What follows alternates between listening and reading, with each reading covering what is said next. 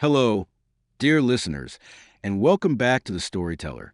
Today, I am bringing you a timeless story that changed the course of history, a story that speaks of faith, humanity, and the cruelty of oppression. Uncle Tom's Cabin by Harriet Beecher Stowe. Close your eyes, relax, and let this story unfold in your mind as we journey back to 19th century America, where the lives of the enslaved were shadowed by fear and pain, yet illuminated by moments of hope, faith, and kindness. This is not just a story. It is a call for empathy and a reminder of what humanity truly means. Chapter 1. The Sale.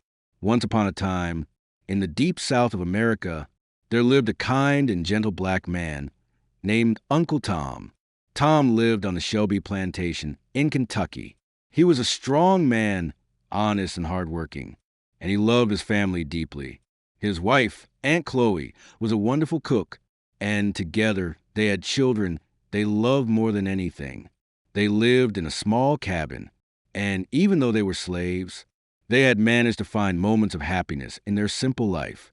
But times were hard. Mr. Shelby, the owner of the plantation, was a kind master compared to many, but he was in debt, deep debt that he could no longer manage. One cold winter evening, Mr. Shelby sat with a man named Mr. Haley, a slave trader, a man with cold eyes and a calculating mind. Mr. Shelby was desperate to pay off his debts. He made a decision that would change Tom's life forever. He agreed to sell Uncle Tom, along with a little boy named Harry, the young son of a slave woman named Eliza. Eliza was beautiful and gentle, and she loved her little boy more than her own life. She had no idea that her son was to be taken away. That night, when the deal was made, the air felt heavy in the Shelby house. The weight of this betrayal was in the walls, in the silence that followed Mr. Shelby's footsteps down the hall. Eliza heard whispers of the plan. Her heart froze. She could not let them take Harry away. That night, she held Harry close, feeling the warmth of his tiny body press against hers. She kissed his forehead softly and whispered, "Harry, I will never let them take you from me." Before dawn, Eliza wrapped Harry in a blanket, and with tears streaming down her face, she ran away into the cold darkness, leaving behind the only home she had ever known. Eliza knew that if they were caught, she would lose Harry forever. She ran through the woods, across the cold fields, her feet bleeding, her breath coming in heavy sobs. But she did not stop. When she reached the great river, it was covered with floating ice. The river was wide, cold, and dangerous. Eliza prayed for strength. With Harry clinging to her neck, she stepped onto the floating ice, jumping from one piece to another, her feet slipping, her hands shaking. But a mother's love is stronger than fear. She reached the other side, trembling, but safe, with Harry still in her arms. Back at the plantation, Uncle Tom knew about the plan. He could have run away, but Tom was a man of faith, a man who trusted God with all his heart. He kissed his wife, Chloe, and hugged his children. His heart broke, but he told them to trust in God. "Chloe, take care of the children. Pray for me, and I will pray for you." Tom was taken away in chains, led by Mr. Haley toward the steamboat that would carry him down the Mississippi River, far away from his family, toward an unknown future. As he stood on the boat, Tom looked at the sky, the stars above shining like tiny candles of hope. He prayed silently, "Lord, give me strength, take care of my family, and lead me where you want me to go." As the boat moved down the river, Tom saw many faces, some kind, some cruel. On the boat, Tom met a beautiful little girl with golden hair, named Eva St. Claire. Eva was different from others. She had a kind heart, and she saw Tom as a human, not as a slave. One day, Eva slipped and fell into the river. Without thinking, Tom jumped in and saved her life. Eva's father, Mr. Augustine St. Claire, was grateful to Tom, and he decided to buy Tom and take him to his home in New Orleans. Eva held Tom's hand and smiled. "Thank you for saving me," she said softly. In that moment, Tom felt a warmth in his heart, a small light of hope in the darkness of his journey. At the St. Clare household, life was different. Mr. St. Clare was kind and gentle, and he treated Tom with respect. Eva became Tom's little angel, visiting him every day, reading the Bible with him, talking about heaven and God's love. Eva was wise beyond her years, and she had a deep faith that touched everyone around her. Tom began to feel peace again. Even though he was far from his family, he would often look out the window at night, thinking of Chloe and the children, praying that they were safe. But happiness in this world is often brief. Eva became sick, very sick, and the light in her eyes began to fade. She would sit with Tom, holding his hand, telling him about heaven, about angels, about God's love for everyone, even for those who suffer. One day, as the sun set, Eva told Tom, "Uncle Tom, I will see you in heaven." Tom's eyes filled with tears. He knew she was leaving this world. Eva passed away, leaving everyone in sorrow, but her faith and kindness remained in the hearts of those who knew her. Mr. St. Clare was heartbroken by Eva's death. Before she died, he promised her that he would free Tom, that he would do what was right. But before he could fulfill this promise, tragedy struck again. Mr. St. Clare died suddenly, leaving Tom's future uncertain.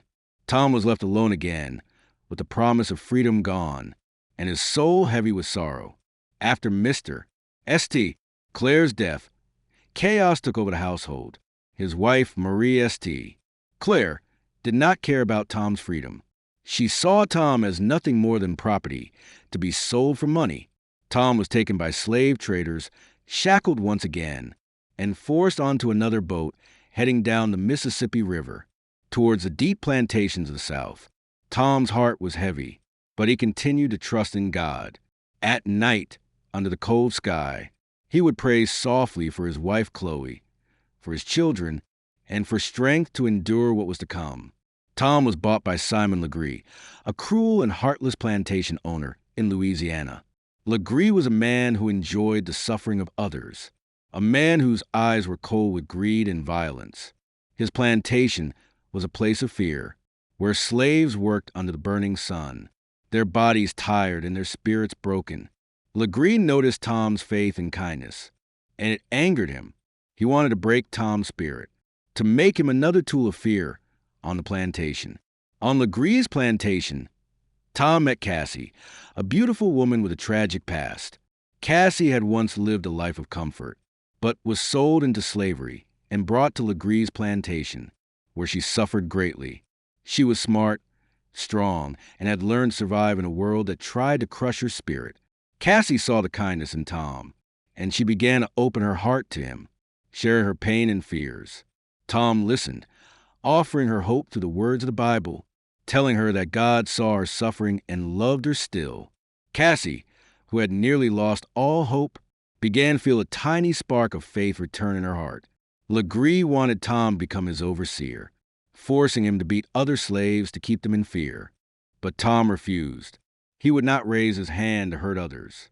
He would not let evil take away his faith and humanity. Legree became furious. He saw Tom's faith as a threat to his control. He tried to break Tom with hard work, hunger, and brutal beatings. But Tom continued to pray, continued to help others, continued to believe in God's love. Even in the fields, while picking cotton under the hot sun, Tom would sing soft hymns, reminding himself and others that God was near, even in the darkness. Cassie could not bear the life of slavery any longer. She decided to run away, and she planned to take Emmeline, a young girl who was also under Legree's control, with her. Cassie came to Tom and told him about her plan. "Tom, I can't live here any longer. I will die before I let him take everything from me." Tom listened, holding her hands gently. "Cassie, God sees your pain. Do what you must, but remember, he will guide you." Cassie and Emmeline planned their escape carefully, waiting for the right night to slip away into the dark. When Legree discovered that Cassie and Emmeline had disappeared, he was filled with rage. He suspected that Tom knew where they'd gone, and he demanded that Tom reveal their hiding place. Tom stood firm. He would not betray them. Legree's eyes burned with anger. Tell me, or I will kill you." Tom looked at Legree calmly, his eyes filled with peace. "I cannot tell you, master. I have nothing to say." Legree ordered his men to beat Tom brutally. Tom was dragged into the shed, his hands tied, his body beaten again and again. Each strike was heavy. Each blow meant to break his bones and his spirit. But Tom prayed silently, asking God to forgive his enemies, asking for strength to endure the pain. Blood covered the floor, and Tom's breathing became weak. Yet, in his eyes, there was still light. As Tom lay on the cold ground, dying from the brutal beating, he whispered softly, I forgive you all. Lord Jesus, receive my spirit." Legree's men looked at Tom, and in that moment, they saw something they could not understand. They saw peace in his eyes, even as life left his body. Tom's faith, his kindness, and his courage could not be broken, even by death. Far away, on the Shelby plantation, Tom's young master, George Shelby, had been searching for Tom to buy him back and set him free, fulfilling the promise his father could not keep. George finally arrived at Legree's plantation, but it was too late. He found Tom lying on the floor near death. Tom opened his eyes weakly and smiled. "Master George, I'm glad to see you before I go home." George held Tom's hand, tears falling down his face. "Tom, I will never forget you." Tom's eyes closed, and with his last breath, he whispered, "God bless you, Master George." Tom died on that plantation, but his spirit was free. His faith, his kindness, and his courage became a light in the darkness, inspiring others to fight against slavery. George Shelby returned home with Tom's Bible in his hands. His heart forever changed. When he returned, he gathered all his slaves and told them, "You are all free. Uncle Tom died for your freedom, and I will honor him by setting you free."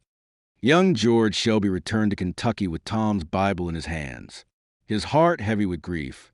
The journey had changed him forever.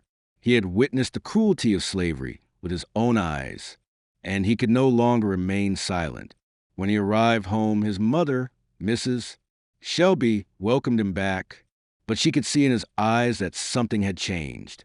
George gathered all the slaves on the Shelby plantation, men, women, and children who had worked the fields for generations, holding Tom's Bible in his hands.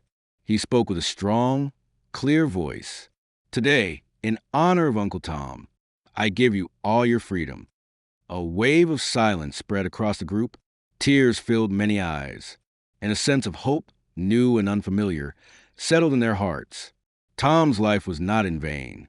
Though he died on a cold floor under the hands of a cruel master, his faith remained unbroken.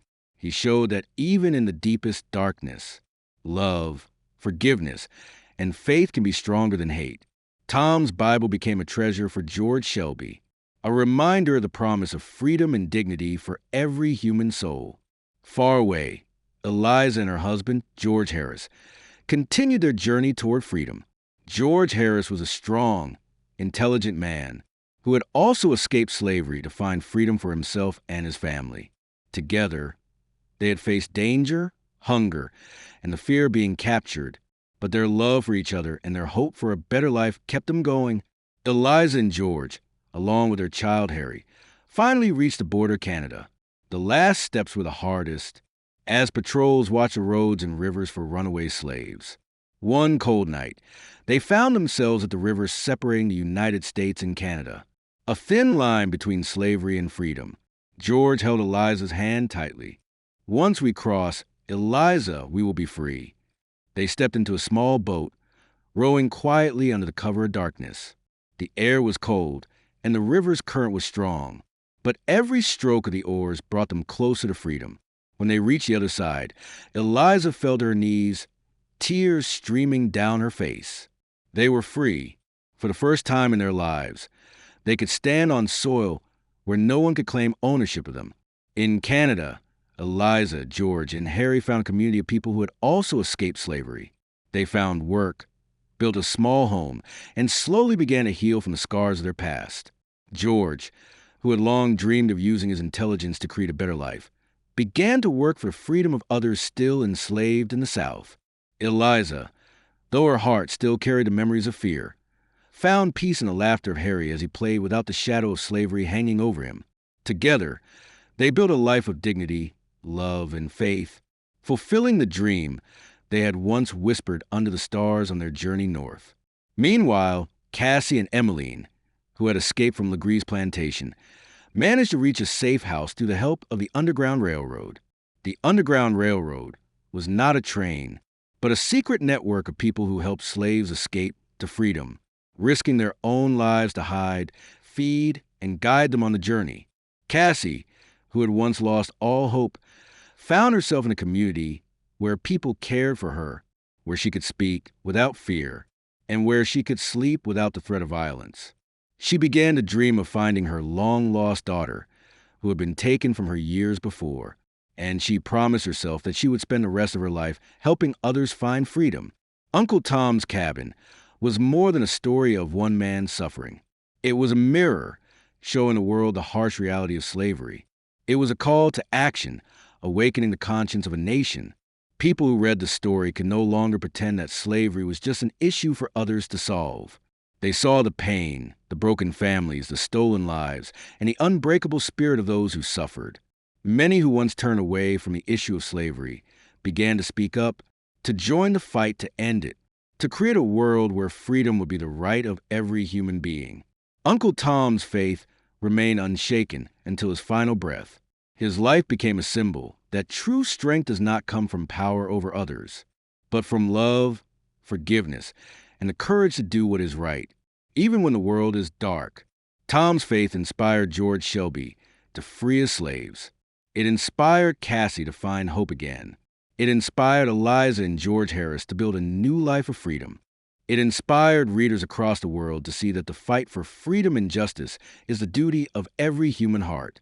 Dear listener, this story, though it took place many years ago, carries lessons that are timeless.